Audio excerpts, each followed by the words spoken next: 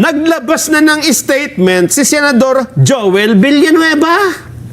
Alam mong kanyang sabi? Pag nagpatawag, ito yung kondisyon, Jen. Ito nauna to, linggo ata to kahapon. Lumabas na ba yan? Oo, linggo ata ito eh. Wala akong masabi. Pag nagpatawag ng special session, dadalo siya. Di ba parang nito, pagka dumalo ka, magkakaroon nga naman ng pagkakataon na mabuo yung quorum. Quorum, yes. At magbotohan. Ang tanong. Ng leadership, ganun ba? Nung sabihin nito ni Senador Joel Villanueva, kasi ito nauna eh, anong sumunod na pangyayari? May sumunod na pangyayari nung sinabi niya ito. Sabi, nung ini-announce niya. Dadalo pala. Dadalo pala. Kumanta pa rin, Pagkakataon na. dadalo ka rin upang tayo'y magkapiling. Pwede ba i-play yan? Pwede? May hudas pa naghihintay. Hindi, wala ko na. Hindi, tanong ako kung nakita ko kasi rito, may... Okay na yan? Pwede na yan? Pwede. Sige, pakinggan nga natin. Kasi pagkatapos niyan, may isang pangyayaring naganap. Pero ako naman, Nicole, hindi ka masasabing kumbaga, kung paninindigan nila, hindi naman siguro paghuhudas yan. Masama lang tawagin mga ganun. Pero, tama ka masakit naman. ka sa tenga. Pero kasi kahit sa barkada dyan, magkakagrupo, tapos bigla kang tumaliwas doon sa napaninindigan ninyo. Hindi, yun ang tawag. Ganun talaga ang tawag, masakit sa tenga. Sige, ano nga ba sinabi ni Senador Villanueva para maintindihan natin? Pakinggan natin. Pero ang mas importante dito, yung kasunod. Yung sumunod na pangyayari. Kasi kung ano man ang sabihin niya, walang bearing yan di ba? Sige nga, pakinggan natin. Hindi po pwedeng puro away na lang. Bilang mga lingkod bayan, prioridad po natin. Dapat ang siguruhin na patuloy na nagtatrabaho ang bawat isa sa atin, lalo na ang Senado, para po sa ating mga kababayan.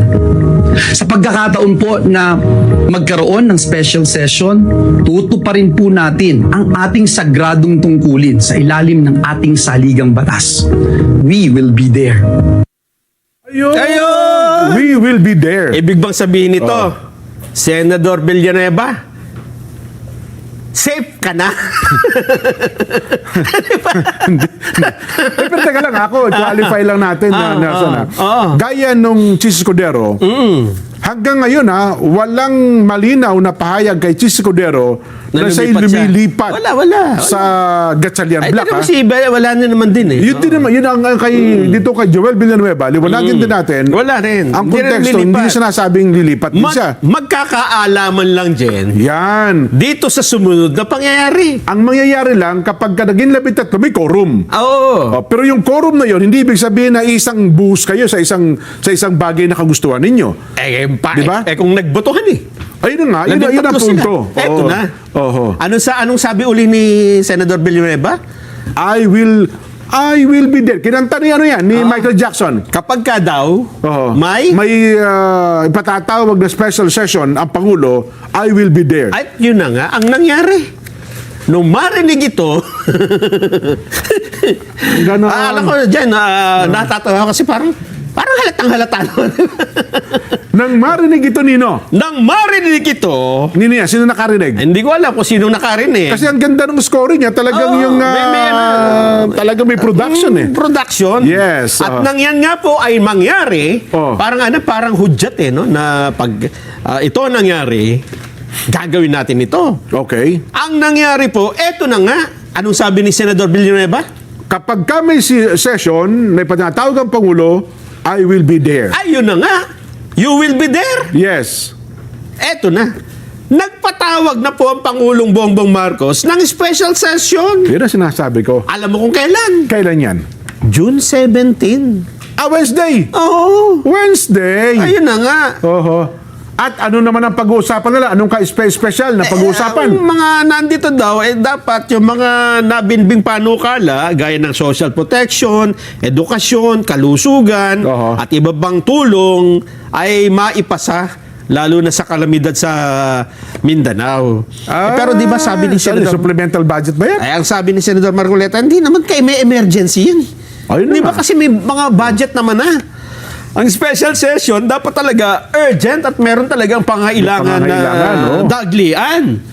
Ang binabanggit na narinig ko kayo na kay Erwin Tulfo, Senator Erwin, yung meron daw 2 general na dapat ay ma-confirm. Ma-confirm. Oo, meron din daw mga nakabinbin na galing sa Kamara na mukhang last reading na rin daw sa Senate. Dapat maalaman natin ito, Jen, kung talagang ito ang pakay, di walang magiging butuhan dapat.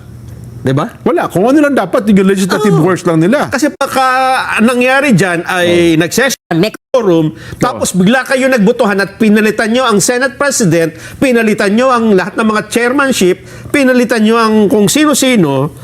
Ibig sabihin, iba yung agenda ninyo. Hindi yung... Teka lang, doon kalimbawang nagkabutuhan. Tayo natin, Senate President, 13 lang sila. Paano kung halimbawang...